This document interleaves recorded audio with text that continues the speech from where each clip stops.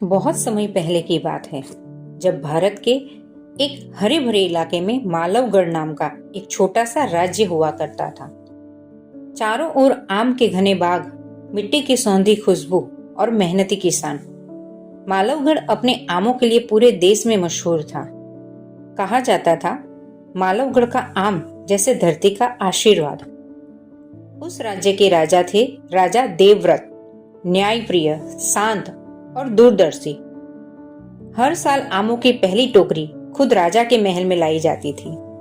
वही टोकरी तय करती थी इस साल फसल कैसी होगी। एक दिन राजा देवव्रत आमों की टोकरी के पास खड़े थे। सभी आम सुनहरे, रस से भरे, लेकिन तभी उनकी नजर एक सड़े हुए आम पर पड़ी। राजा ने जैसे ही उसे छुआ, उसकी सड़ी हुई गंध फैल चुकी थी। राजा गंभीर हो गए। राजा ने अपने पुराने माली भोलाराम को बुलाया। भोलाराम ने सिर झुकाकर कहा, महाराज, ये सड़ा आम समय रहते न हटाया गया तो पूरी टोकरी खराब हो जाएगी। राजा बोले, सिर्फ एक आम है भोलाराम, बाकी तो सब अच्छे हैं। भोलाराम मुस्कुराया, पर उसकी आंखों में अनुभव था। भोलाराम बोला, महाराज, सड़न गिनती नहीं देखती, असर देखती है। उसी समय मालवगढ़ में एक युवक रहता था, कर्णवीर। कर्णवीर तेज था, बोलने में मीठा, पर भीतर से ईर्ष्यालु और स्वार्थी। वो हमेशा कहता, ईमानदारी से कुछ नहीं मिलता, चालाकी से सब मिलता है। धीरे धीरे उसके शब्द गांव के युवाओं में फैलने लगे। पहले एक युवक ने चोरी की, फिर दूसरे ने रिश्वत ली, तीसरे ने मेहनत छोड़ दी।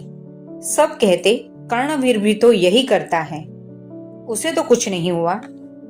राजा ने देखा कि राज्य में अजीब बेचैनी फैल रही है, ठीक उसी तरह जैसे एक सड़ा हुआ आम धीरे धीरे पूरी टोकरी को छू लेता है। राजा देवव्रत ने सभा बुलाई। कर्णवीर को सामने बुलाया गया। राजा ने पूछा, तुम्हें पता है एक सड़ा हुआ आम क्या करता है? कर्णवीर हंस दिया और बोला, महाराज, आम तो आम है। राजा ने सेवक को इशारा किया। पूरी आमों की टोकरी लाई गई। सभी आम सड़ चुके थे। राजा बोले, ये सिर्फ आम नहीं थे, ये मेरे राज्य की मिसाल थे। राजा ने कर्णवीर को सजा दी, पर जेल नहीं, उसे राज्य से बाहर नहीं निकाला, बल्कि उसे किसानों के साथ काम करने भेजा। महीनों तक धूप, पसीना और मेहनत। वही कर्णवीर को समझ आया, मेरी सड़न ने कितनों की मेहनत खराब की। समय बीता। अगले साल जब आमों की नई टोकरी आई, उसमें कोई सड़ा हुआ आम नहीं था। राजा मुस्कुराए। भोलाराम बोला, महाराज, इस बार आपने समय पर सड़ा आम अलग कर दिया। राजा देवव्रत ने जनता से कहा, याद रखना, एक गलत सोच, एक बुरी आदत, एक नकारात्मक इंसान पूरी मेहनत, पूरी टीम, पूरी जिंदगी को खराब कर सकता है।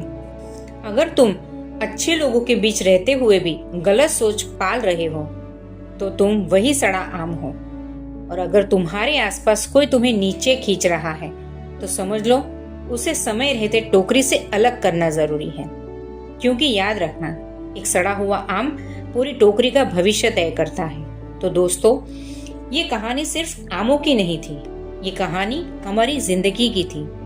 क्योंकि जिंदगी की टोकरी में अगर एक भी गलत सोच, एक भी नकारात्मक आदत या एक भी गलत इंसान रह जाए, तो वो धीरे धीरे हमारी पूरी मेहनत को खराब कर देता है। इसलिए आज खुद से सवाल पूछिए, मैं अपनी टोकरी में किसे जगह दे रहा हूँ? और हाँ दोस्तों, अगर आपको ये कहानी जरा भी सोचने पर मजबूर कर गई हो, तो वीडियो को लाइक करें, ताकि ऐसी कहानियां और लोगों तक पहुंच सके। इसे शेयर करें अपने उस दोस्त के साथ जिसे आज इस सीख की जरूरत है। और अगर आप चाहते हैं हर हफ्ते ऐसी ही प्रेरणादायक, सच्ची और दिल को छू जाने वाली कहानियां, तो चैनल को सब्सक्राइब करें और बेल आइकन दबाना मत भूलिए। क्योंकि हम सिर्फ कहानियां नहीं सुनाते, हम सोच बदलते हैं। मिलते हैं अगली कहानी में। तब तक अपनी टोकरी को संभाल कर रखिए।